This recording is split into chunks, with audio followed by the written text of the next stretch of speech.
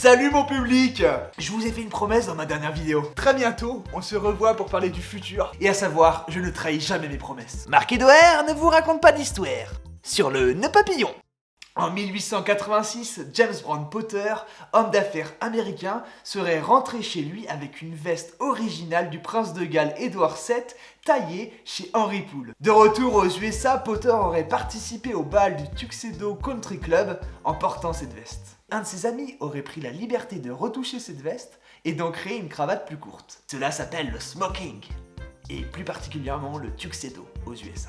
Voilà comment est né le nœud papillon. Bon, c'est qu'une théorie extraordinaire.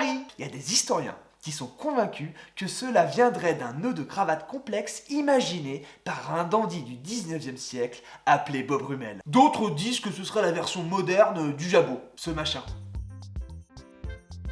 Et il y en a encore d'autres qui pensaient que le nœud papillon existait bien avant la cravate et que ça proviendrait de foulards que portaient des guerriers croates.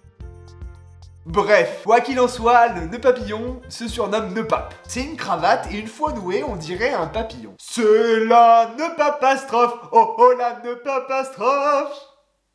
Il existe deux formes de nœud papillon. Celui à bout plat appelé battoir et celui à bout pointu appelé papillon. Et il existe trois types d'attaches: ajustable, à nouer soi-même et pré-noué. Ouais, c'est celui que j'ai, vous savez, vous le clipsez comme ça. Au XXe siècle, le nœud papillon ne connaît pas une aussi grande popularité que la cravate. À part chez certaines personnes, ou certains politiciens, comme Winston Churchill ou Elio Di Rupo. Le nœud papillon était vu comme un symbole d'élégance coincée, que l'on retrouve comme accessoire chez les clowns, ou même chez les acteurs du cinéma burlesque muet.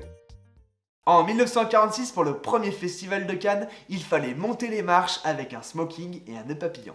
Et en cas de non-respect de la règle, vous étiez refoulé du festival.